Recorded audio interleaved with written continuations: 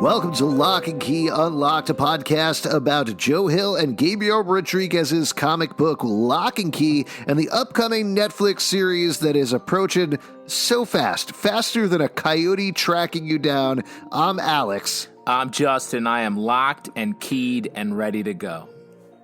I'm Pete.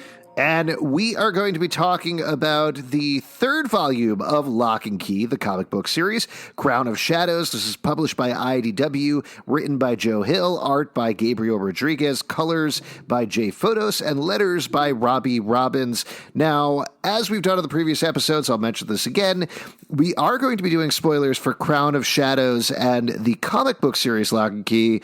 This isn't necessarily spoilers for the Netflix series, because that's a little bit of a remixed version of what went on in the comic book, but tread lightly if you don't want to know, and definitely if you haven't read Crown of Shadows and are planning on it, read that first and then come back here, because we're going to spoil the crap out of it. It's source material, and I think I don't count knowing the source material as a spoiler, because it doesn't actually tell you what is necessarily going to happen in the show. It's just fun to see how they use what you love.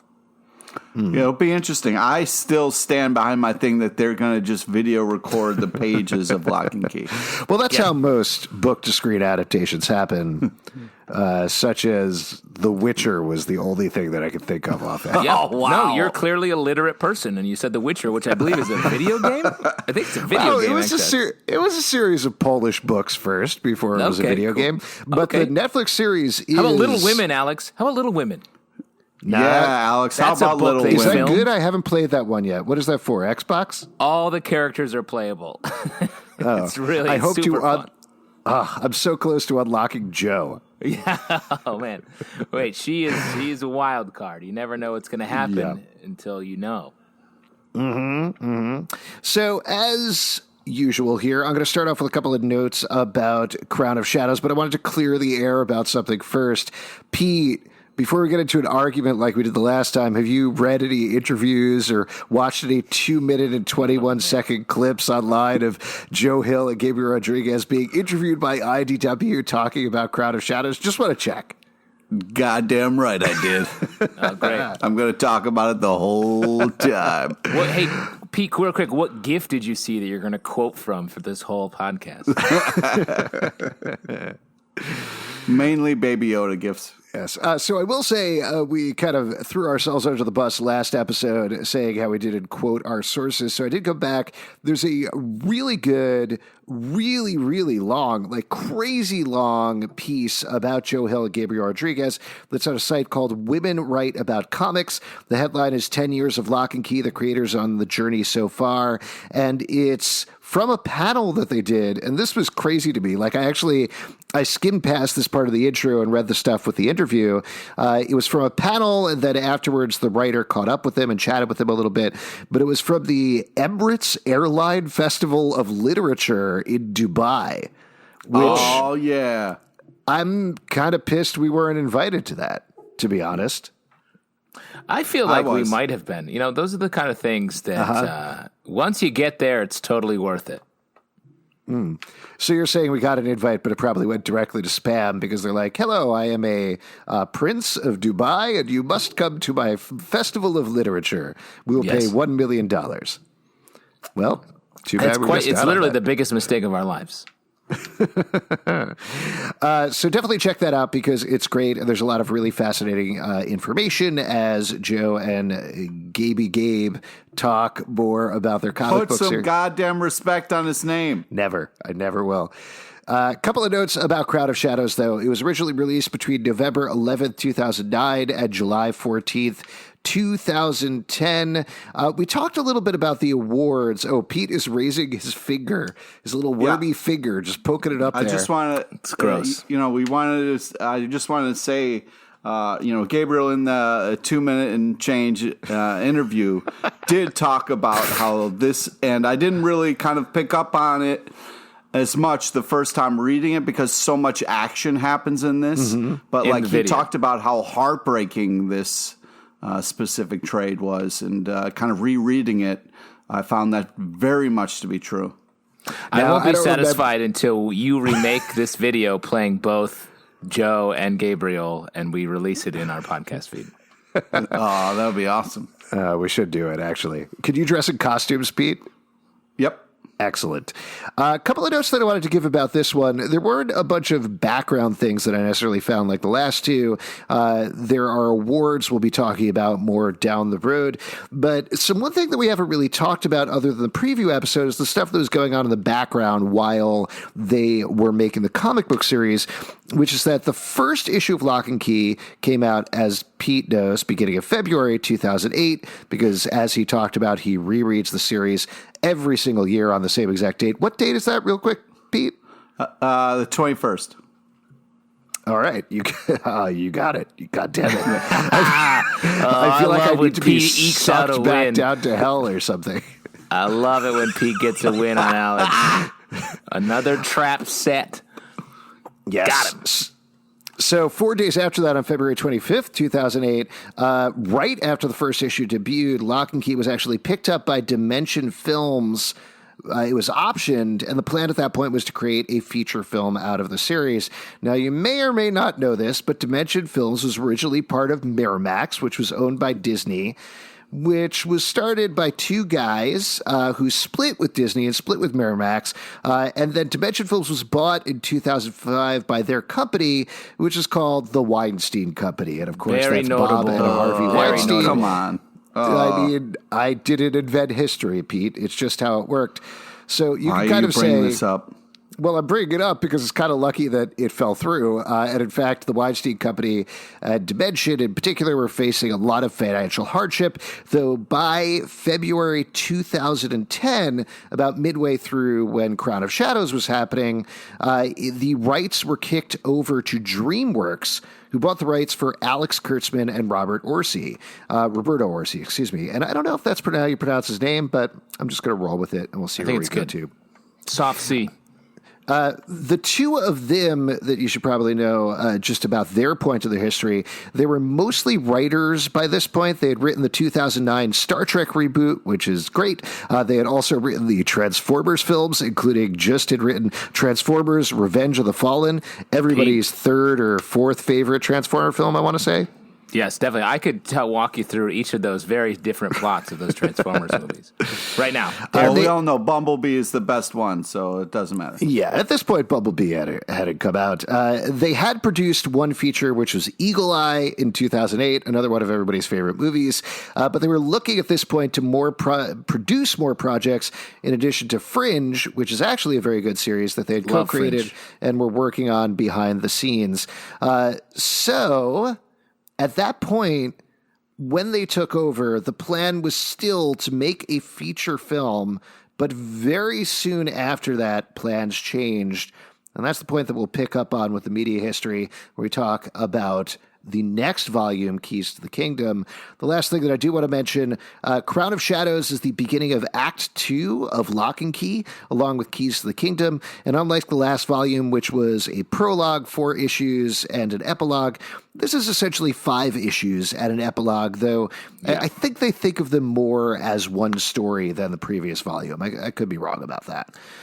I mean, it feels like one story, except for the 6th issue is this sort of very dark, sort of separate bottle issue, really, focusing on the mom. I get what you're saying with bottle issue. That's pretty sweet. Yeah, that's what I'm talking Sweet about. pun, dude. Let's do some recap for what's happened so far before we get into Crown of Shadows proper. All right, Pete, cool your jets, dude. Cool your jets, man. So this comic book focuses on the Locke family. The patriarch of the family, Rendell Locke, was murdered by a guy named Sam Lesser. While Sam Lesser was searching for a bunch of mysterious magical keys at the behest of a strange creature known as Dodge. Now, we have later found out that Dodge has a number of identities, including the woman in the well, which is where we originally find him. He also turns out to be a boy named Lucas Caravaggio, who is friends with Rendell Locke, the guy who was murdered, way back in the day, probably, what do I say, 20, 30 years earlier, something like that? I would say 30 years, like when they're kids, 30. when they're teens, the same or similar age to the kids that are our main characters in this volume. Ooh, because history repeats itself. So they were friends back in the day. They discovered these magical caves. Things got very messed up. Something happened to Lucas that we find out a lot more about in this issue, but he got corrupted in some way. Their friendship fell out. Several of them died, and Rendell Locke moved away from his hometown of Lovecraft, Massachusetts, eventually becoming a guidance counselor at a school in San Francisco, until he was murdered by Sam Lesser. So the rest of the family, which includes Nina Locke, the mother, Bodie Locke, the youngest, Kinsey Locke, the middle child, and Tyler Locke, the oldest, who is almost 18 years old and almost ready to graduate from high school, they all moved back to Key House, his ancestral home in Lovecraft, Massachusetts. Once there, they discovered the woman in the well. They discovered that she's searching for a bunch of these strange keys, and they came into conflict with her. They also came into conflict with Sam Lesser, who, driven by Dodge, escaped from prison, came back to Key House, confronted them, and ultimately they beat him. But moreover, Dodge, who escaped from the well, had taken on the identity of an 18-year-old boy named Zach Wells, snapped Sam Lesser's neck, and kicked him through something called the ghost door that had his spirit leave his body, closed the door so he was trapped outside, so his body really did, in fact, die. So Sam Lesser is a ghost floating around outside. The other thing, important piece of information that we found out last volume, is, which doesn't play in quite as much, but I still think is good to know, is that one of the kids back in the day was a woman named Ellie Whedon. Ellie Whedon has a son named Rufus. Rufus is autistic or on the autism spectrum, but Ellie Whedon was in love with Lucas Caravaggio, had a relationship with him, and in a moment of weakness brought him back in Well House, a small house right to the side of Key House, using something called the Echo Key. And ultimately, that is the being that we are dealing with, the villain that we are dealing with throughout most of the series, at least to this point. A couple of other characters you probably know about. Kinsey has taken her fear and her sadness out of her head using the head key, which allows you to go inside people's heads, take out their memories, take out their emotions, other things like that, as well as put information back into it. But when you put information into it, it's very clinical. You just get the text, not necessarily the understanding. Tyler had developed a crush on a girl named Jordan, who several other people in town have described as a psycho bitch. Tyler is also very good friends with Zach Wells, though, of course, he doesn't know that Zach Wells is actually Dodge. And what else? Or dating his sister, Kinsey. Right. They had started smoocherooing by the end of the last volume. However, there's another character that's kind of in love with Kinsey. His name is Scott. He is a alt-punk type dude, Spider Jerusalem, as you called him in the last episode, Justin. Yes. He has a friend who I am blanking right now on the name of, but I'm sure has a name, who hangs around with him. And that's probably pretty much it for right now. What else? We got a preview of some of the other keys that pop up this volume, but I guess we'll talk to them when we get them. Anything else we should talk recap-wise before we hop into it? What other keys are on the table? Because I think that's important. You said the echo key and the head key. There's the gender swap key, which is in play. There is the omega key, is the ultimate goal of Dodge. There's also the anywhere key that Dodge got pretty early that allows Dodge to go anywhere as long as there is a door to travel through space. The other thing that's actually very important to mention is at the end of the last volume, the kid's uncle, Duncan, experienced a great tragedy. He first was involved in a bar fight with some homophobes who were egged on by his boyfriend, Brian. He had his memories wiped at some point in the past. He was a young kid about Bodie's age back when Rendell and Lucas were friends. His memories were taken out at some point, but when he got hit with a bottle, when he got knocked out, his memories were jogged, and he started to remember that this kid, Zach Wells, may not actually be who he says he was. In the process of that, though, a series of circumstances led to Brian getting hit by a car, and as we find out in this volume, knocked into a coma and knocked unconscious, which has kind of distracted Duncan from warning Tyler and the rest of the kids that something is wrong with their friend. Yeah. So that all said, let's let's jump into it. Did you talk about Nina real quick? Did you talk about Nina, the mom, who has a drinking problem and is sort of a little bit of an absentee mom, but she has a budding friendship with a local detective named Mr. Mutuku. Yes. And he seems to be very apt. He is a good detective, not just a small town detective. So that's an important character. Small towns are full of good people, Alex. I know your big city ways. Exactly. I mean, everyone. I've watched... I grew up in the country, and every single person in my hometown was a great detective. Well, you had all those murders. Oh, yes, Pete. Justin, to correct you, we don't know if she has a drinking problem. Her partner was murdered, and she's turning to booze for comfort. It's not clear that she has an ongoing problem. She might just be using it as a crutch. She is hiding bottles in her drawer. What do you think a drinking problem is, Pete? I'm just saying you get a grace period if somebody is murdered where you can go off on a little bit of a bender, okay? Yes, I won't dive into what you're talking about per se, but I will say everyone in her family is very unhappy with her because of the amount she's drinking. How about that? That's true. Yeah. I'll give you that. And then also, Pete, I just wanted to compliment you on that shirt you're wearing that says, "I don't have a drinking problem. My only problem is the drinks aren't coming fast enough." Yeah. That's fucked up T-shirt, man. I mean, you got that on a cruise, right? You got that on a cruise ship. Your full line of cruise wear. Yeah. Nice shorts, by the way. I appreciate you wearing shorts to our podcast taping, Pete. Nice shirt, nice shorts, no service. And the headband that says, "Is it wine o'clock?" That's very cool. Man. Oh, boy. Pizza Lush. Let's talk broad strokes. I'm not the one drinking on this podcast. JT says. Nobody is. Nobody knows who Wait, is. no. What are you drinking again? What is this called? Demon Porter or something like that? It's a random beer that someone left. It's called Spike Devil Porter. I don't know where it's from. Oh, it's from Chatham, New York. But isn't that interesting? Spike Devil, that sort of fits with the theme of the Crown of Shadows. Ooh, That's you for why I'm theming drinking. your beer. That's it's great. creepy that someone left it in your house. Yeah, it was someone who just appeared through a door from nowhere. So that's pretty crazy. I but wouldn't be also, drinking I that love right someone who brings over a drink when they come to visit.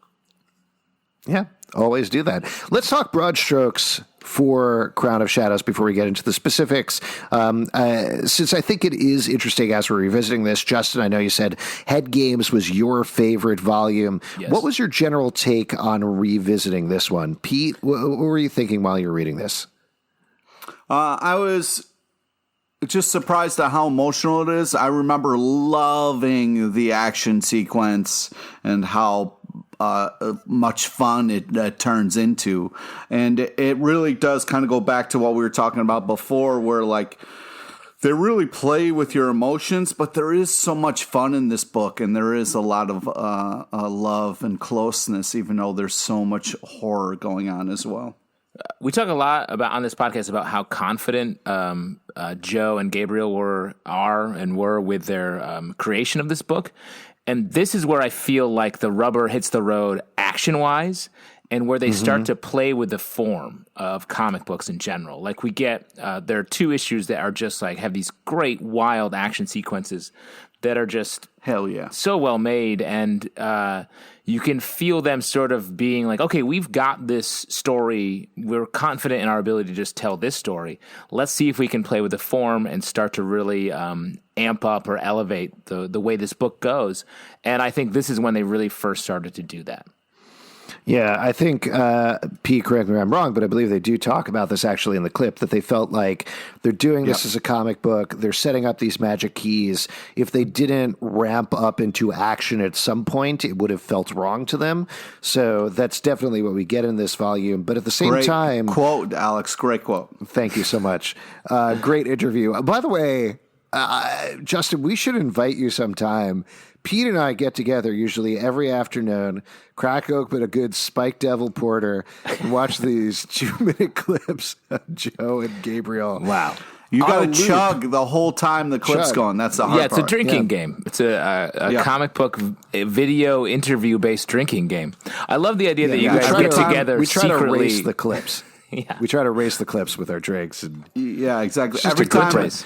Gabriel Rodriguez smiles, you got to chug. Yeah.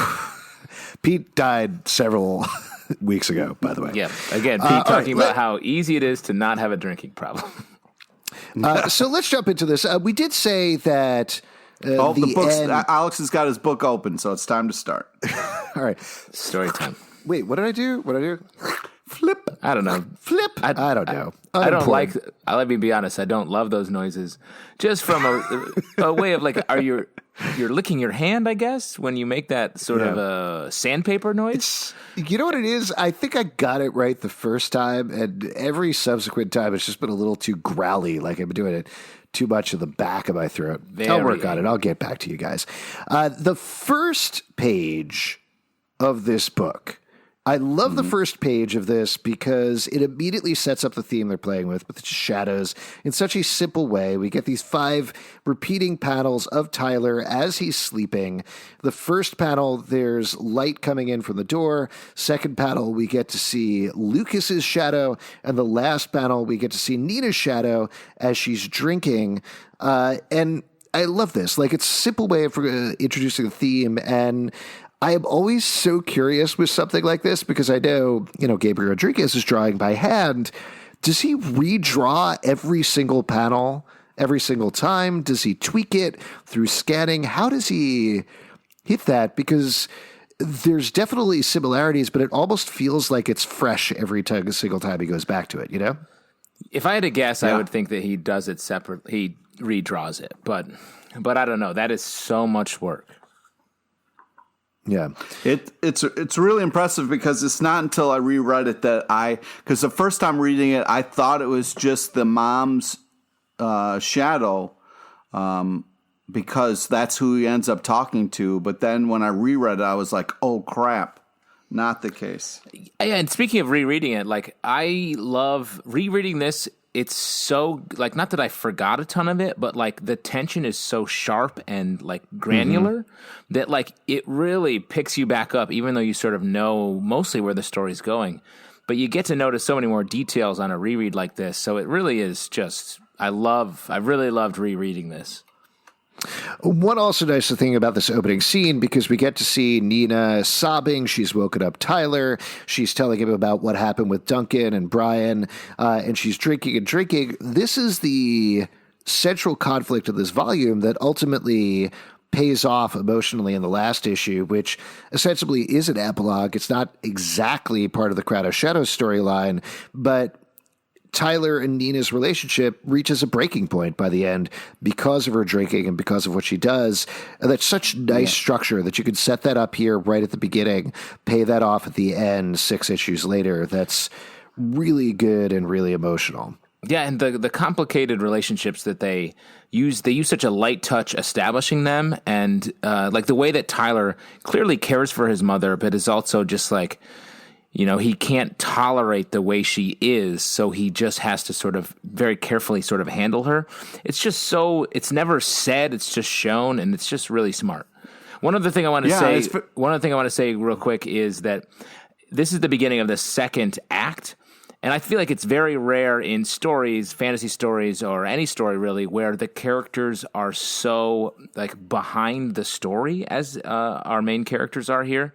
They don't know much about anything. They are losing to Dodge over and over again. Dodge is running circles around them. This feels like sort of the point of no return area where it's usually reserved for like the going into the third act of a story. And instead we get it so early where the characters are just like so lost, and we're stressed, I feel like, watching this unfold. I would like to say, though, when you were talking about the family dynamic and the relationship, like it's so well done, like a real family where like each parent deals with kids differently. And like you can tell like the mom is really hurt when she sees Bodhi when she's like this, and it's like she's okay because the other kids are older or whatever. But like it's just so well done. And like Justin was saying, it's not really talked about, just shown. Yeah. The other thing that they do really well here at the beginning, and they do well throughout, that I think we've touched on before, but they vary up the pace of issues very well. Like here, we're starting, other than the first page, which is relatively dialogue free, then we get two very heavy dialogue pages involving Tyler and Nina that cut immediately to one of my favorite pages of all time from the series. Ooh. As they exit out of Tyler's room, and he says, don't joke. Sometimes I swear the shadows of this house move around on their own. She says that actually. Yeah. And we've talked before about how Gabriel Rodriguez has a background in architecture, but you can see just I always think about the lines that work as a panel border without actually breaking up into different panels. Where on the top of the staircase, you have Nina and Tyler walking along. They're all in color. Then you have these two lines, which again are very much like a comic book border. And below it is Zach, a.k.a. Lucas, lurking there, evilly staring up at them. And it's such a good surprise. Like, to Pete's point, if you didn't know it was Lucas on that first page, you wouldn't think it. And then if you go back and look, you realize, oh shit, of course he's been lurking here looking for these keys the entire time. And then what's even crazier is the foreshadowing on his t-shirt that he's wearing a ghost t-shirt. And, not only has he been a ghost, but there is a ghost fight coming. Of course, and then also Ghost from the movie Ghost. Patrick Swayze. No, it's a Pac-Man ghost, but I appreciate what you're doing. Just be careful that when you say the word ghost, we all have different connotations. That's true. That's a good point. Thank you, Justin. Right. And this is also sorry to Pete to interrupt. I just want to keep talking about this Pac-Man ghost shirt because it really does foreshadow, and this is a huge spoiler for how it ends, but they ultimately beat Dodge by a big yellow guy comes out. They lure him with a bunch of cherries and pellets. And he gets there and he's about to eat them, and then a big yellow guy comes out and eats him. And he goes, and he has to go back to prison. I would like to say, though, last time we talked about amazing cereals, Pac-Man cereal was an amazing cereal. Wow, okay. I wasn't allowed to have that. As we're talking about the architecture of the page, though, also you have in the corner, you have a kid pointing to the Locke house in such a kind of creepy key house. Sorry, yeah, it's. No, you don't the want to go more to, you examine this, you don't book, want to go the to Locke more house. You love it. That thing is hard, I believe, hard to get into. I could be wrong. I'll take a look for it, but I believe that's actually one of the panels from the Guide to the Known Keys, right? Or it's the same art style at the very least, which is a thing that we saw in the last volume, and then we get a little bit more of the story of what happened around the Revolutionary War. It certainly looks like it's from then. So that's something that's kind of neat as well.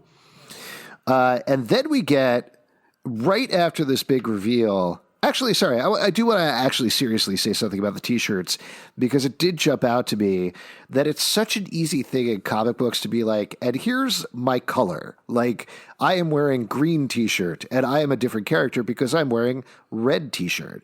It's much harder to have A, actual designs, B, clothes that actually seem like they fit human beings, and C, then add designs to them so that they feel like they drape in the right way. And that's something that Gabriel Rodriguez does with almost every character, and it's kind of amazing to see. Like, to put that extra level of effort into the costuming is very impressive. Yeah, I mean, this is a very specific point, but like most comic books, the characters are drawn where the clothes sort of stick to their bodies, like spandex, even the characters in regular clothes. Because I think that's how most artists are trained, are like master the form, then throw a costume on. And Gabriel Rodriguez, like, it really feels like they put that shirt or that sweater on, which I think is especially cool because it's Massachusetts, it's New England. Everyone feels like they need a little bit of coziness. You know? I should mention that I'm wearing clothes that are sticking to my skin, so that's why I identify with most comic books, but not this one. Yeah, no, thank you for bringing that up, and thank you for wearing clothes at all. But speaking of, like, Alex, you were talking about the color change. What's interesting is Dodge's Ghost t-shirt does change color on this next page. It goes from, and I'm colorblind, so I might be wrong, but it goes from blue to green, it looks like. You're right, even though you are colorblind, but I think that has more to do with he's in shadow. Maybe, I don't know. Or maybe it's a serious fuck up and I hate this comic book now. Well, or maybe you never know. It's just a different one of the Pac-Man ghosts. Yeah. What's maybe we'll get a no prize, but for like lock and key. So like a lock prize. Yeah, no prizes went away, huh? Sad. Yeah, they really did. I always wanted to get one as a kid. For those of you who don't know what we're talking about, there used to be a thing where you catch a mistake in Marvel Comics, but you had to explain it and explain why it wasn't actually a mistake, and then you would get a no prize. And the no prize is they would send you an empty envelope for Marvel Comics. There you go. Man. They really had a talk about confidence. Yeah. So then we get another one of my favorite pages, or one of the biggest holy shit moments of the series, at least up to this point, where Dodge goes through the ghost store, turns into a ghost, and then you see something on the back, on his back, attached to his back. And as he turns around and we get to see more of it in his ghost form, ultimately we see that it has sort of these tendrils that are reaching into his heart as well as on his spine.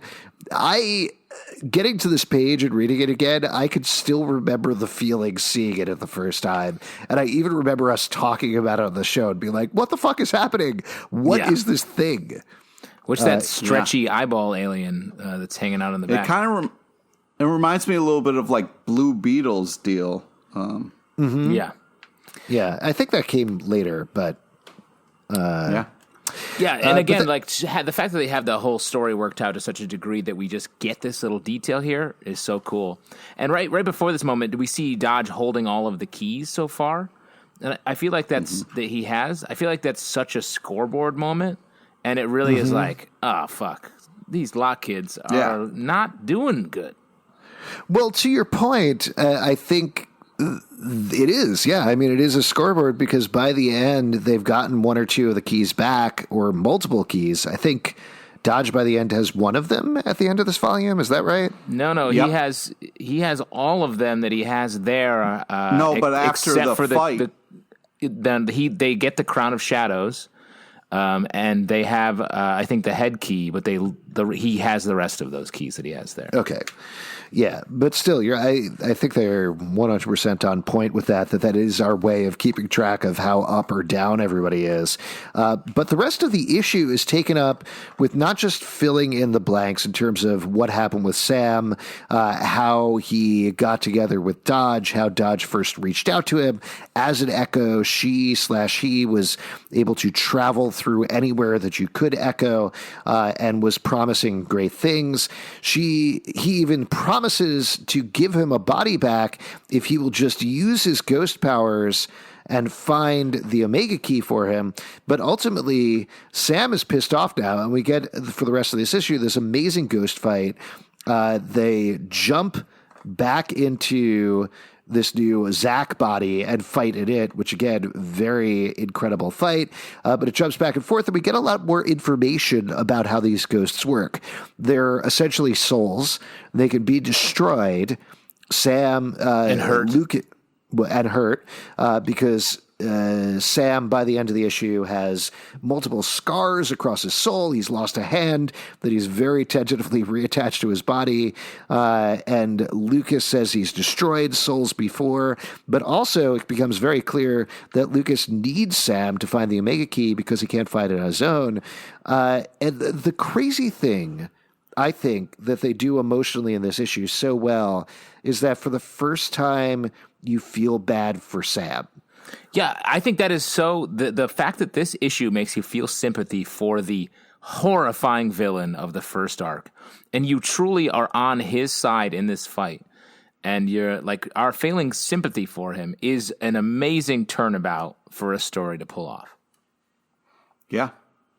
Because I think you do. I think you honestly are like, oh, God, I wish this guy could get out of this situation where it's like, wait a second, he just tried to kill not only the dad, he did kill the dad, then he tried to kill all of our protagonists at once. Yeah. And Yeah, then it's crazy. You're rooting for the lesser of two evils in that fight. Oh, shit. That's good shit Pete, right there. Take a lap, Pete. Do you realize what you did? You feel like it looks like you don't realize what you just did. Amazing fight, amazing art in here. I love the different use of color as well. It's such a simple way of delineating which is which, and it would be an easy choice to be like, ghosts are blue, but having Sam be a green ghost and Dodge be a blue ghost just makes it easy beyond the creature that's on his back. And the big thing that happens at the end here is we get this full-page spread of Nina discovering the Echo Key and not quite remembering. As we've established, adults don't remember any of the magic, but she's certainly heard about keys before, and she's certainly been told about them as Sam was looking for them with Rendell. I mean, I feel like she knows about car keys for sure, and Hobbs keys. I don't know if she knows about car keys. I'll tell you what, adults forget car keys as they get older. That's true, very true. It's also interesting to see like what the books are behind her and next to her there. You know, that you talked about how they were fighting and they were different colors. There's a book right there that says The Color of Death. You know, that's very interesting. You got Don Quixote in the back. You've got, you know, well, the books are the credits because they didn't come at the beginning; they come at the end. So, Color of Death is by Jay Fotos, who's the colorist. The Storytellers is by Joey Hill and Gabriel Rodriguez. But there are a couple of others. There's Ubik by Philip K. Dick. There's Don Quixote is up there. A couple of other things like that. There's Jack London. I assume it's Call of the Wild. Ray Bradbury, The Martian Chronicles. And man, again, like not to get on the shirt thing again, but to draw a bookcase full of books, all with different wording on the spines, is bonkers. What a nightmare. Yeah. Yes. So let's jump over to chapter 2 in the cave. This starts off with Jordan and Tyler hanging out at a big statue. Again, this volume does a lot to continue to build up the history and legacy of Key House. And we see this enormous statue here that we also ostensibly end the volume with of Colonel Adam Craze, who he invented crazens, little known fact, and was famously quoted, "The dreams and ideas of free men are as an army of shadows and are as impossible to strike down. Buy these dried up cranberries." It's funny that they don't mention the crazens there, but he is standing on something that kind of looks like maybe it is a large crazen. And that's what I'm talking about. That's my theory about this comic. But he's the character, or the Craze is one of the characters from the Guide to the Known Keys, that story that we're slowly building there. But Tyler, still trying to use the keys to work his literal magic on Jordan, says that he is going to write an essay for her so that she doesn't fail. She kisses him. He's pretty happy about it. And then we get another nice swoocheroo with Lucas kissing Kinsey on the head.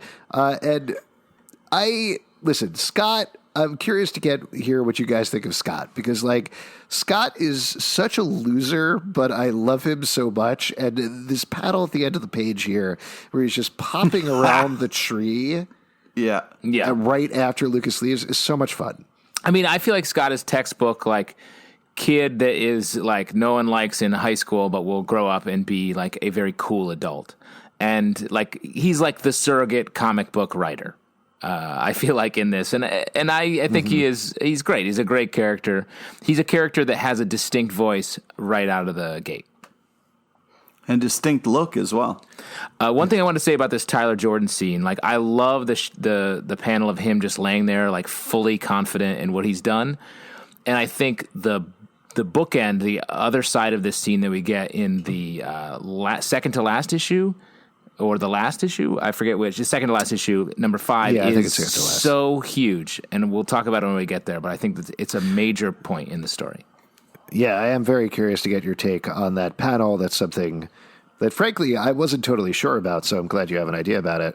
And then we get the main plot of this issue, which is Kinsey is talking to Scott. They come up with this plan because Scott has seen some names, including her father's name, down in the Drowning Caves, which doesn't sound like a good place to go. Don't go there. Don't go there. Right. So Kinsey takes her friend, Scott takes his friend, and they travel down to the drowning caves. And we get this awesome hero shot of Kinsey standing on the rock. I'm sure this is totally obvious, but I almost feel like this is a visual reference to something, and I don't know what it is. You know what I mean? Like, it looks like a comic book cover from something. I feel like it's just like the classic Spielbergian. I mean, this is basically Stranger Things. This issue is like could have been Stranger Things. This part here reminds me of Goonies, though. Yeah, Goonies, perfect. Yeah. It reminds me of E.T. Yeah. I don't know. I thought we were just naming Spielberg movies. We also get another big major tease here. As they're going down to the drowning caves, they find out, they very casually mention that it was barracks. It was used as barracks back in the American Revolution, which is something that we loop back to in one of the Golden Age books, I believe. But as they walk by, and it's very clear that they leave it there, they find a door. Kinsey is like, what do you think is that door? And they walk away, and as they walk away, they just say, I was thinking a room stocked with kegs and aged beer. You lot all daydream bigger than I do. But if you look at it, there's a 1 on the door, but the shape around the door is an omega symbol. Yeah, so seems like that might be something that perhaps people are looking for a little bit. Yeah, that's the future right there. And the omega symbol is like a fucked up horseshoe. Oh, yeah. And there's no winners in horseshoes and nuclear bombs? Is that what it is? Wow. I can't believe how badly you understand that quote. Yeah. I believe the quote is close only matters in horseshoes and hand grenades. Oh, right. So. Hand grenades and horseshoes, yeah. That's why, though, I was watching Chernobyl, and they were playing horseshoes, right? At Chernobyl. I don't know, man. Like, you need to get out of your content bubble and your big city ways and go out and have a Spike Devil Porter and play a game of horseshoes. Man, Ricky Gervais 2.0 over here. Yep. Looking forward to you hosting the Golden Globes next year, Justin. Yeah, definitely. Wow. That's the most insulting thing you could have ever said to me. Yes. So this also breaks down as one big action sequence, essentially with a lot of emotional stuff that breaks for the characters throughout. As Kinsey goes searching, she doesn't have fear anymore, so she's not worried about anything. They got to go down some rickety stairs. The water is freezing. It turns out the caves have flooded because the tide has come in. She sees some text, which is the keepers of the keys. She sees her father's name, Rendell Locke, but she wants to see more of it. At which point, the stairs collapse. Everybody falls into the water.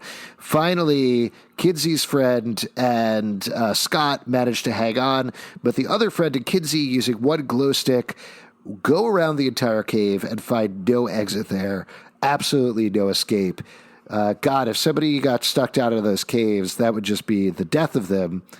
Something that I'm sure we'll loop back to at some point later on. No. Don't know you can live through this. This issue is a perfect example of how you can go to this cave and come out smelling like roses. All right. Well, if there was a teenage character that, say, looked like Justin or something like that, that got trapped in a cave like this, I don't think you would make it out, but we'll talk about that some other I guess point. we will see. I love the way this whole sequence plays out. It's tense. We know it's very stupid that they're going in here, but it's sort of, and then they have these like great like John Hughes movie style conversations about like who they are as people and the teenagers, and Jamal and Kinsey kiss, even though Scott's the one that likes her, and everyone's just so cool in this moment, except for the friend who's like sort of stressed out the whole time. Right. The other thing that I think is fascinating that this brings up is it really deals with the ramifications of Kinsey removing her fear, in particular, her sadness as well, but her fear, and what that would do to you. And while I was reading this issue, I certainly wondered, if you had your fear removed, would you realize how bad that is? And what would it take to realize how bad that is? And it almost feels like reading this issue that Kinsey should get to the point where she realizes, oh, wait, I got to put my fear back in, but she doesn't do it. Yeah. But I think the lesson here is that, her lack of fear gets her in this situation, but it also gets her out. So it's hard for her to learn a lesson about that. It takes the rest of this whole story of Lock and Key for her to learn that lesson. Yeah. You need your fear. That's Were why you going to say sure something, Pete, or are you just licking your lips it's also tough seductively because at me? It's also tough because, like, as kids, at least I felt this way, that, like, I was a little slower to be realizing, like, oh, I shouldn't be doing this thing, or, oh, you know what I mean? So it's like, I liked how natural that felt, that these kids wouldn't be so aware of themselves and their actions. I mean, they have that conversation later on. Tyler is talking to Kinsey after, at the end of the volume, they've taken out the Bodhi's memory of what happened with the shadows, which we'll get to in a moment. Yeah, and they say Tyler says, we can't take out his fear. He's 5 years old. He would walk into traffic immediately if you let him do that. And the interesting thing that I think they're ignoring is, like, they're still kids too. They also can't deal with having their fear taken out, and that's something they're not ready to face yet. But I also get that, like, when you're that age, the difference between being like 17 and 15 is a chasm. Like, you're like, I'm basically an adult. You don't understand what it's like to be a senior or a junior or whatever. So it's like, I think that is perfectly played in this. Right. And we're all 19 years old, so we look at 17 years old and we're like, simmer down, kid. Yeah, grow up, you 17-year-olds. When you get to 19, your body still functions fine, like ours. And then we get to something that I had completely forgotten to ask you guys about 2 episodes ago back in Welcome to Lovecraft. There's a quick shot of Dodge in the well looking in a mirror and seeing this rotting corpse thing, which we do in fact loop back to here because Kinsey drops the glue stick. We see it slowly go down through the water. Oh, man, what a shot. It is an amazing shot. We see another Omega-type entrance, maybe, down there. But more importantly, we see what certainly looks like Lucas's corpse in the dress that he was wearing in the well with that rotting face that he saw in the mirror. So at this point, if you're a reader, I think you could put together the pieces here that Lucas, as we've kind of found out, did die. What we're seeing is an echo of Lucas in some way. Some sort of entity has taken over that echo, and that's the actual Lucas who seems to have been gender swapped down there, though we don't know how or why that happened at this point. Yeah. Yep. The fact that we follow this glow stick down past the list of names and have this reveal, I just think is so well paced. It's just such a great. It reminds me, like, Joe Hill has gone on to do a bunch of comic book work, and he has this line coming out from DC with a like sort of horror or dark fantasy style stories. And there's this one called Basket Full of Heads, and this issue reminds me of that comic where it's just like small town, like tense, bad things are happening to people, and the pacing of this moment is so much like that. Check out those comics if you like Lock and Key, because they're also great. Then in the next issue, we start to get into the main conflict for this particular miniseries. We start out, of course, with shadows. Tyler is chasing after Bodhi.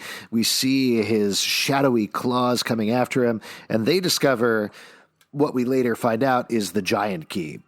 Yeah. And this is so much fun. I love everything that happens from this point on in this miniseries. Like, I liked it anyway, but this is the point where it becomes a blast to read, a terrifying blast at point, but a blast. They see this lock there, an enormous lock that you could potentially stick this enormous key in.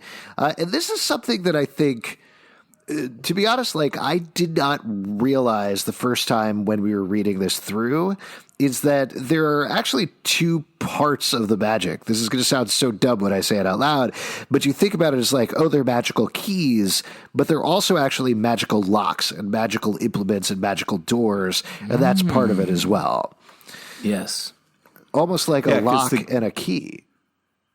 Oh, interesting. Oh, we should also tell them that they misspell lock a lot in this, like, on the covers and throughout the series. We should tell them about that. Yeah, we should. We should send them a letter or something like that. Yeah. I just going back and seeing this, like seeing the design of the keys and how, like, if you really look closely, it shows you what the key does once put into the lock, like on the key. It's very cool. And like, I didn't notice the first time that there's a little kind of like human that it like shows growing into a bigger one. And I just now looking back at it, it's just so cool. I love that they find it and they're sort of like, Tyler's like, oh no, here we go again with this shit. Like he's not happy about it. Well, he's not happy about it, but at the same time, he is very willing to use the keys to his own advantage, particularly when it comes to Jordan, which is the funny part there. I think he more just doesn't want to lift it. He's like, oh, this looks so big. And Tyler is such a fascinating character to me because they really do write him as a meathead. They could write him as like the heroic kid who is leading them, you know, and he's, like he does hero stuff by the end of this volume in particular, and he is starting to learn to get there, but he has a while to go. Like he's not even refusing the call. He's just like kind of a dude bro and just wants to be a dude bro, and that's it. And all this other stuff keeps interrupting and pushing him towards adulthood and responsibility.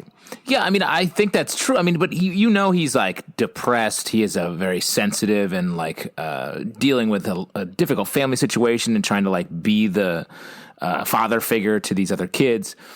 But also like a lot of kids, like his identity at school is to be like a meathead. So like, I think that is just, I like that. Yeah. It feels real. I love the character. I think it's well written because he's not, again, your typical straightforward, like, I'm the hero type guy, so much as he makes mistakes and he wants things that he should not want and he goes for them and he messes up. It's nice. I want to get a clipping of you just saying, I'm the hero, and have that just play in every movie when the hero presents him or herself. They do I'm that. The hero. They do that in Rise of Skywalker, actually. When Kylo Ren is, spoiler, redeemed, he comes out and he says, I'm the hero, Rey. He's also a parrot at that point. Then we get a little bit of business. Too soon, man. It's too soon. Too soon to spoil it. Sorry, everybody. Listen, I know we keep looping around to this, but at this point we find out that Nina is going to go visit Duncan, help him out with Brian over in Provincetown and everything that's going on. She also talks to the police detective, who again seems very nice and interested in the key that she found. But Kinsey discovers she's been hiding bottles. She clearly is drinking very hard and getting more and more wrecked, but ultimately is leaving anyway. And Kinsey confronts her and says, glad you're not taking Bodhi in the car with you. I can smell the liquor on your breath. So things are very bad for her at this point. Yeah. We also get the first hints of what else went bad for her, because we haven't really seen what happened to Nina while everything was going on with Rendell and while everything was going on with the kids, where they talk about a little bit, look, I understand things were bad for you, and we haven't really talked about that much, but they sort of skip over it and then come back to it later in the volume. Yeah. Yeah. Then I like how, real quick, how Kinsey's fearlessness or lack of fear mirrors actual, like, how a teenager might act in this situation, where just like a mom confrontation like this that feels very real, despite the fact that she has been magically altered to be able to have this confrontation. Yeah.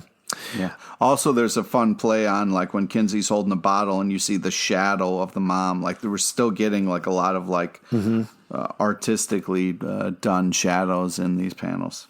Yeah, I'd be curious to see beyond the obvious shadows, when it is like literally a shadow behind somebody, if they used more ink, more blacks in this particular volume than they did in the previous volumes. So we get a little bit of a setup where Scott and Jamal give Kinsey a present. It turns out later to be a life preserver. Hilarious. Very hilarious. She's wearing it at home as she's IMing with him. And I just want to mention what their IM names are. Kinsey's is Hole in the Head K. Very funny. And I believe Scott's is JSAT. And then Jamal's Oh, no, Jamal's is JSAT. He's Jamal Saturday. It's Jamal Saturday. And Scott's is Devil Worshipper 13, which is right on for him, of course. This kid is edgy. Yeah. And then the kids are at home. Nita calls. She's getting drunk at a bar. And this is when Dodge is sneaking through the house. He discovers the Crown of Shadows. We get a tease of a door that we saw in the last issue as Bodhi was trying to figure out what was last volume, as Bodhi was trying to figure out what was going on with the head key. Rendell hid the Crown of Shadows key in black currant jelly. Dodge makes fun of him and ultimately unveils this chamber below the house that is hiding the Crown of Shadows. And we get a phenomenal page. Phenomenal, where Dodge is standing in front of the Crown of Shadows with we see three shadows, three different perspectives of his shadow as light shines up from him. We cut to the Crown of Shadows. He puts the key in it. And then when we cut back to Dodge, there are three wolf heads behind him. Absolutely terrifying. The rest of this issue as well, very scary. Like I know we've talked about that a bit, but the way they play out the shadows and way they flash back and forth is legitimately scary in a way that we haven't seen really since that first or second issue, I guess, where Dodge popped out of the well. Yeah, it's so intense because like before we saw it and everything was fun and there were IMing and I got my life jacket on but man, it takes a turn. Yeah. So Dodge puts on a veil of shadows because, of course, he doesn't want anybody to know that he is Zach Wells or anything like that. And he tries out three identities. I think the first one is Puck from Midsummer Night's Dream. Is that right? Maybe my guess was Peter Pan because a couple pages earlier, Tyler's reading Peter Pan to Bodhi. It looks to me like Jughead from the old Archie comics. Ooh, that'd be a fun take. It might be.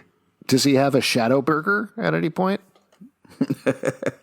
I love then he tries out a ninja, and ultimately he puts on this queen costume based on the Lady in the Well. We do get to see a shadow of Peter Pan attack Bodhi. Shadow of Fear attacks Kinsey, of course.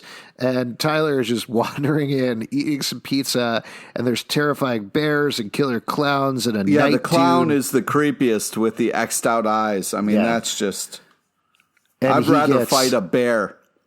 He gets swallowed by the shadows, but he fights back, and that's where we get the first hint of this amazing conflict that's come. The fourth issue is the kids fighting back against the shadows. Kinsey figures out that she can flash shine a flashlight and get them to go away, while Dodge in her shadow form is trying to find out where the Echo key and the Omega key is, but Tyler is spitting in her face, does not care. And one thing I'd like to point out, though, unfortunately, it looks like a mistake. Kinsey was wearing the vest in the last attack, and then when you cut back to her fighting Fear, the vest is off. Wow. What a takedown. You're really going maybe for she that had time present. to take it out. No, what are you talking about? It's off. It's off at the end of the last issue. It's sitting on her pillow. Oh, you're right. Yeah. Because she went from typing with it on to then it was off. Pete, you need to send them a no prize is what needs to happen. Send them an empty envelope. What I love about this issue is that they, without ever referencing it, set up the same situation that happened with Sam Lesser, which is that Kinsey was downstairs under a table protecting Bodhi from Sam Lesser. She was frozen with fear. She couldn't fight back. And Tyler, meanwhile, was taking on Sam Lesser one-on-one.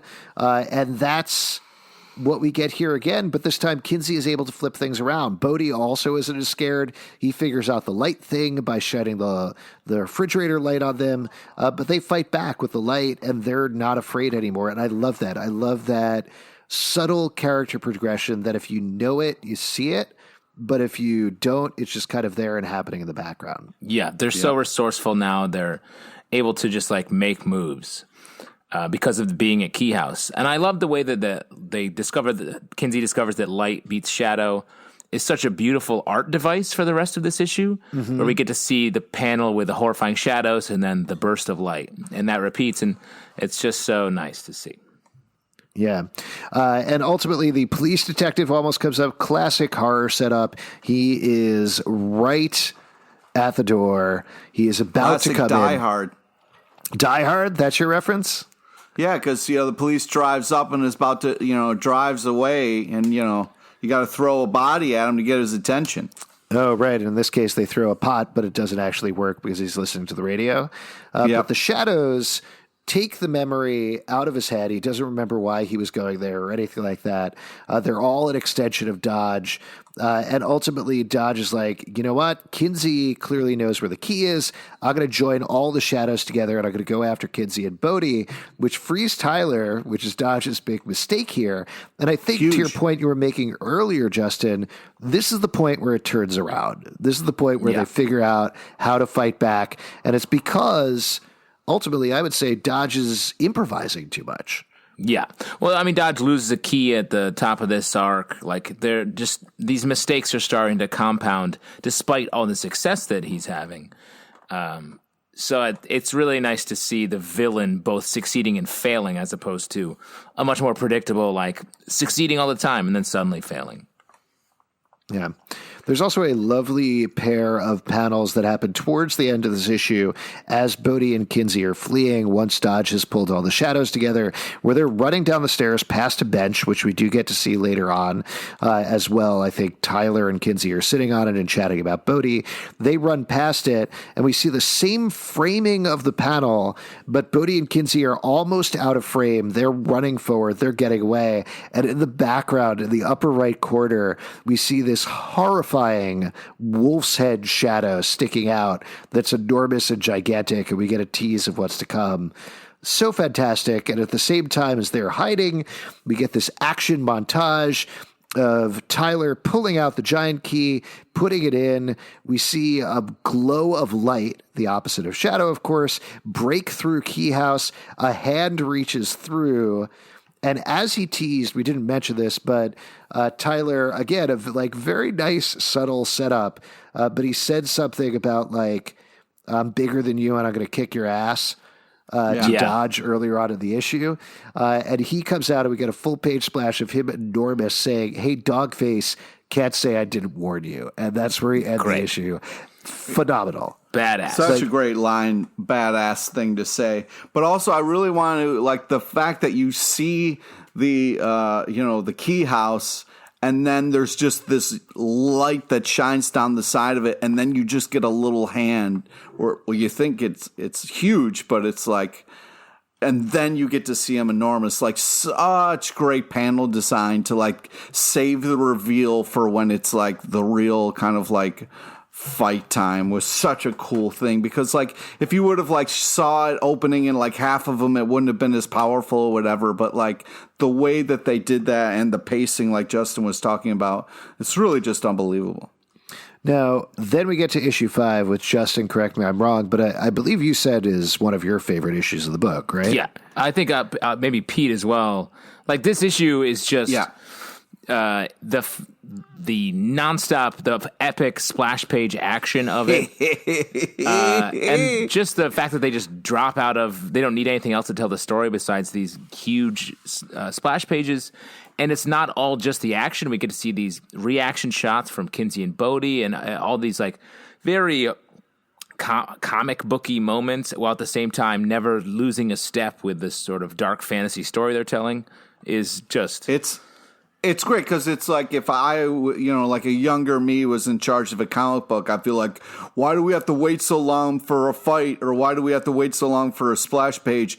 Make it all splash pages. And this is just such an amazing build up and payoff. Yeah, it's absolutely fantastic. I don't think it's exactly inspired by the Death of Superman issue, which is another very famous full page splash issue, but it plays out so well. And to accomplish something like this, where you can keep track of the action in single panels, essentially, that have so many things going on with him throughout, and that it also feels like a full story. You don't feel man, I read through a 22 panels and that's it, and I'm done. I mean, I think it's a little more than that. And ultimately, once they win, it does break down into more panels, but you still feel like you're getting a full meal from the comic book, which is so nice. Now, one other thing that I want to mention, which doesn't show up at least in the volume that I have in the back matter, they have a cover gallery. This also had one of my favorite covers, and I think it was a variant that they put out where they they did it like a giant-sized comic issue, and it says, giant-sized action smashing issue. And they did it sort of like old-school style with the logo and the quarter and the price and everything. Yeah. Absolutely love that, and just so much fun. And that, to what we were saying earlier, Justin, about this being a turning point, after they beat Dodge, after Dodge loses the Crown of Shadows and the head key, and they manage to save Key House, and Dodge is barely there, lying on the beach, what Tyler does is he picks them up, lifts them up, shows them all of Lovecraft, and said, "This is home, guys. We're not going to run from shadows here. Not tonight. Not ever." Yeah! Well, yeah, but it's such a beautiful statement. Yeah, and it's also like it always surprises me that moment because Tyler is not concerned with like finishing the victory there and like getting the Crown of Shadows, all that. He's like, "Oh, let me show how good we are right now" to his brother and sister, which is just so nice. Yeah. And the other thing, just in terms of the structure of the issue that I do want to mention, because I was kind of looking for this, is they do such a good job of keeping Dodge in the form of Zach Wells out of everybody's sight that just in the geography of the scene, he could very easily be discovered. But say Tyler is looking in the other direction while Zach is protected by a wave so he can't see him. Later on, again, he's hidden by a rock. And there's one other thing that happens that is such a perfect Godzilla monster movie thing that I feel like they just put in for fun is the in kid a in the lighthouse. teddy bear? The kid with the teddy bear. As they're fighting by it, there's just a little girl with a teddy bear that looks up and sees the enormous Tyler. And it's just delightful. Like, it doesn't tie into the plot in any way. It's just a fun thing to put in there for the issue. It's a good image. That poor little kid's going to need therapy later. Really? You think so? I don't know, man. She just witnessed a giant shadow monster fighting a giant human. Yeah, I guess. I guess they probably should have taken the memory out of her head as well. Yeah. Not just Bodhi. Yeah, just a thought. Then we get this last issue. This is the epilogue. This is the hangover from everything that happened as So Nina real quick, gets I just want back. to say, Yeah. the scene with Jordan and Tyler at the end of that 5th issue. We get this moment where... Oh, right. I'm sorry. I skipped by the end of that. I apologize. That's right. And it's just a quick moment, but I think it's really important. So Jordan comes up to him. Tyler was so confident that he like won her over by giving her the paper that he wrote, but because he cheated and put the book in his head using the head key. She got an F on the paper because it didn't show any thinking. It was just like a list of facts, basically. And I think this teaches Tyler that these keys are fallible. Like they're not in like a way that you use them and you win, which is what Dodge thinks. And so I think Tyler learns in this moment that these keys give you a great power, but they also give you a weakness. And I think that is huge for the way that the story unfolds throughout the rest of the issues of the series. So, Pete, please go ahead. If you wanted to talk about that point, I wanted to, since we're going backwards, something we missed I wanted to talk about as well. I was just going to say, and this is very important, and thank you for pausing and allowing me to bring this up, that would you say that with that great power comes something else, like anything else in particular? No, I don't. Honestly, I don't. I've never heard anyone say that half of that sentence, so I don't have an answer to that. Okay, like with great power speechless. comes more keys. I feel irresponsible, but I'm speechless. One thing I wanted to talk about when the mom comes home and the house is trashed and stuff, there's a moment with Bodhi that I didn't notice before, and it's that same kind of like 4-panel grid, but in the last panel, the shadow turns into that evil Peter Pan shadow, and I never noticed that before. Yeah. I mean, that's because the magic is not gone. Things are still going badly. Also, what do you think about the decision for them to take this memory out of Bodhi's head? Because I feel like it's incorrect. Like they do the wrong thing there. Yeah, it is a little weird. I agree. Yeah. Yeah, leave memories in people's heads. That's all I'm saying. The thing that I actually wanted to ask you guys about are the last three panels here, where after Tyler has messed up with Jordan, he sees the leaves start falling, and he says, pretty nice around here where the leaves start to change color. We get a shot of a tree letting a leaf loose. The next panel, the leaf is floating across the side of the panel, and the last panel is just a simple blue and white sky, and that's it. What do you think that means? I think Gabriel Rodriguez is like, wait, we could end it here. You know, we don't have to keep doing like all of this art is killing me. This is so much detail. I can't keep going on like this. I just drew 15 fucking splash pages. Give me a break for these last three panels, man. It's funny because to me, it's just like a nice little moment after all this like total chaos.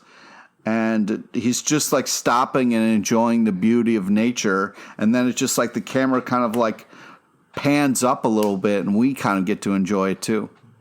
I think it's sort of a reflection of what he said to Kinsey and Bodhi, where when we first met Tyler, he was like super depressed in a very dark place.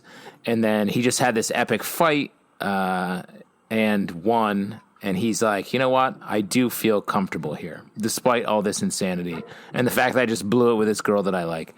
I think things are coming my way. I mean, it might also be as simple as it's, to what you're saying, Justin, it's ending with light instead of shadows. Yeah. Like there's still a little bit of darkness encroaching in the corner there, in the upper left corner of the panel. But ultimately, we're seeing white shine out there. And he's in shadow, right? He's in the shadow of the statue. The statue, yeah. So at least for the moment, light has won, but the shadow is always going to be there. Maybe that's one way of looking at it. Yeah. Then we get to the last issue, the epilogue, Beyond Repair, a huge emotional gut punch throughout this issue. Oof. Oh, God, this is in exactly the right way, but so hard to read for multiple reasons. And one of the biggest reasons, I think, is how Gabriel Rodriguez draws Nina Locke throughout this issue. She is just haggard. She is tired. She is worn out. She is done with everything. And she is completely losing control, not just of her children, but of her body and her mind at this point. And it's... there is barely a panel where she does not have a drink in her hand. She is helping Bodhi. We start with a horrifying series of panels where we just see Bodhi grabbing his chin and leaving a bloody handprint on the wall. We don't even know why. While Nina watches a video of Rendell juggling plates, and he comes in, and it turns out it's nothing to do with dodge or anything like that. He's just banged his chin, and he's bleeding from his chin. And she ultimately, that is how they discover he was trying to find a key. They ultimately discover this key that can fix things. It opens a cabinet. You put things in the cabinet, and it repairs things. It's the mending key. The mending key. And she ends up breaking a bunch of plates. We see things breaking and cracking throughout this issue. And Nina discovers her cane. She was hurt during the attack by Sam Lesser, has been repaired by this cabinet. Now, I think the way she's able to keep track of this magic is probably because she's drunk, right? Yeah, I think so. I think the idea that you have to be a kid to see the magic of Key House, and when you're drunk, you sort of have a lightness smaller to brain, you, if you will. Like you're infantilized a little bit. So I think she's just like, oh, okay. This works. Yeah. And we also get to see the cabinet. It stretches to fill whatever you're putting in it. So she tries the cane. She tries a stool that was broken. She tries plates and repairs those. And then she tries juggling everything. It all breaks, but she doesn't care. This, to me, is an interesting sequence of pages because we see this really beautiful, freed expression on her face as she juggles these plates, juggles a wine bottle, juggles a wine glass.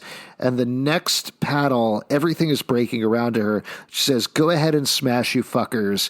I can fix you later. I can fix everything." What do you think Nina is feeling at this point? Because to me, it reads as manic. I love the moment. It's like a little moment of magic that she is juggling the plates. Like she actually gets to fully be free in this. Like it feels like she is just like being crushed by all these things that have happened to her in her life. And this is the first time we've seen her be actually free. And I don't know. I wouldn't call it manic. I think it's like in her drunken state, finding this magic. She's like, oh, I have a tool that will solve my problems. And that's where I think she gets into this next reveal where she puts the urn with Rendell's ashes. Oh, yeah. This is heartbreaking here. Yeah. This is a gut punch of a panel right here because we see her in the bathroom. She goes, so what do we fix next? What really needs, as she's opening a bottle of wine. And then we get a panel of her tying into the shadows of the overall arc, but she's completely half in shadow, barely holding herself up, and in the foreground is the urn that holds Rendell Locke's ashes. And what did you think, if you could think back this far, what did you think the first time you read this? Did you think he was going to come back? He was not going to come back? What was your impression? I was hoping it would, but the look on her face when she puts that urn in the cabinet is just unbelievable. It says so much. I feel like they do a good job of showing the video of him almost as if it's a setup that we're about to see him. Mm-hmm. I thought we might get some sort of magical version of him, but I mean he's like the Uncle Ben of this series. He's the one character you can't bring back. Yeah, and as we know, what was that lesson that Uncle Ben taught Spider-Man? I always forget what it is. Come on. I think he said always have a spare pair of underwear. Yeah. Okay. Smart. Yeah. So it definitely, if this was going to bring it back, it would be monkey paw rules, I remember right? what it was. It was with great shower comes great rinsability. Love that guy. Love that. I hope they bring him back. I hope Marvel brings him back sometime soon because that would be fun. You shut your face.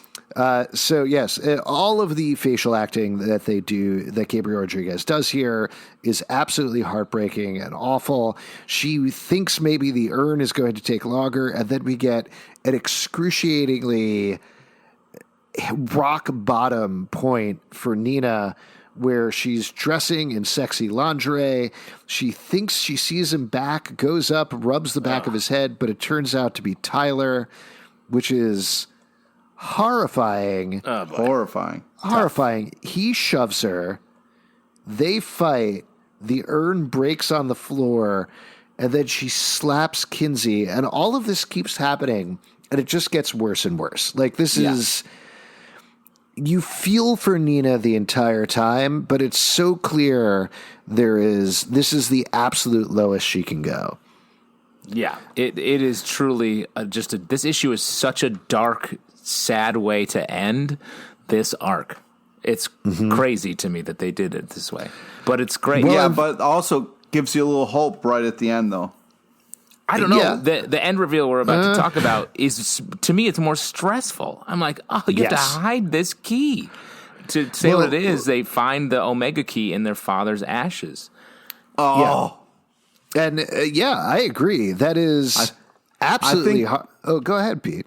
I'm sorry. I feel like that's what the cabinet fixed. Like that key wasn't there, but the cabinet put that key there to fix what's going on with them.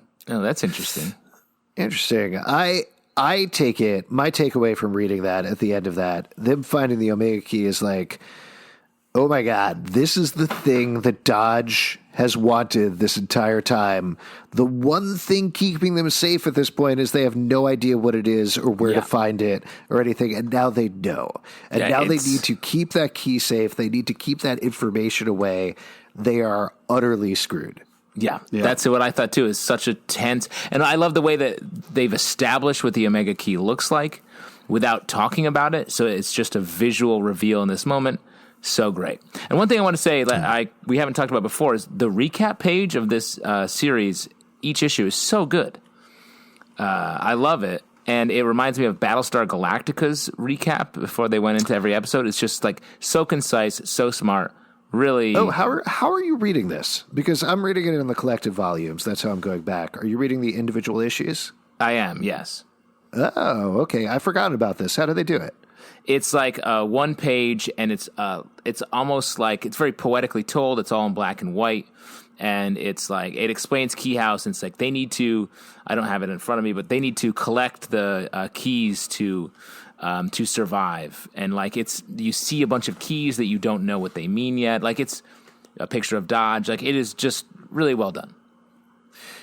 Can we talk about, just to take a step backwards, there is one detail that we probably should talk about before we kind of wrap up this volume, which is the revelation that they've been hinting at throughout the volume that something else happened to Nina. And as it turns out, while Sam was killing Rendell Locke, she was actually raped by Al, the guy that was working with Sam, who ultimately, I think she was the one who chopped him in the head with the axe and killed him, right? Yep.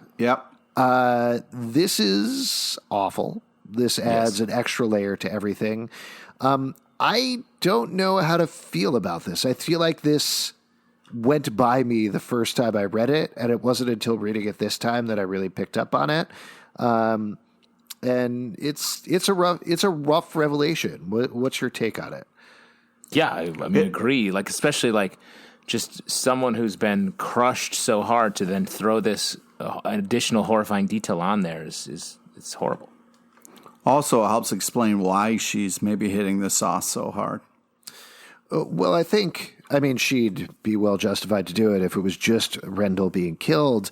But I think what it does, for better or for worse, and certainly we could get into issues with adding sexual assault characteristics onto a female character in comics, though I would argue that I think they do it responsibly here because they're treating all the characters evenly, is every single one of them has their own private pain and their own thing that they are dealing with, both with the attack that Sam and Al did on the house, but also just ongoing what's happening on Key House.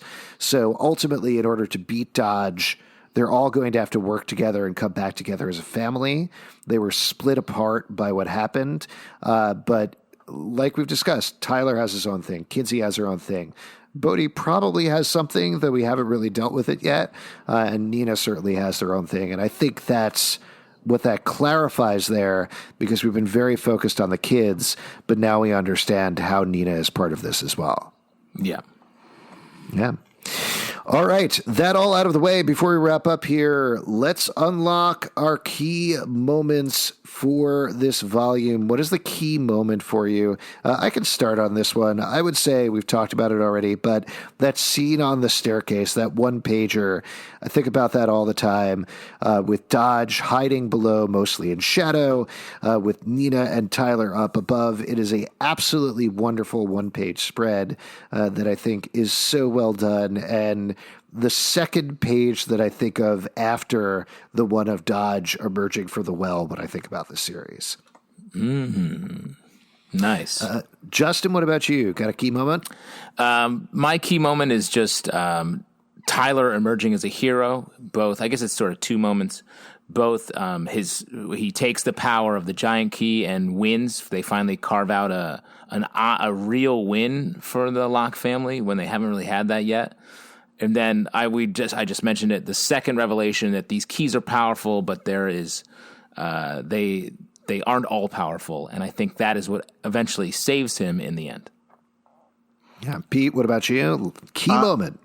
Key moment is, for me, it's the giant spread panel where Tyler has the, evil monster on his back, and as he's kind of fighting, he looks out of the corner of his eye and sees the lighthouse.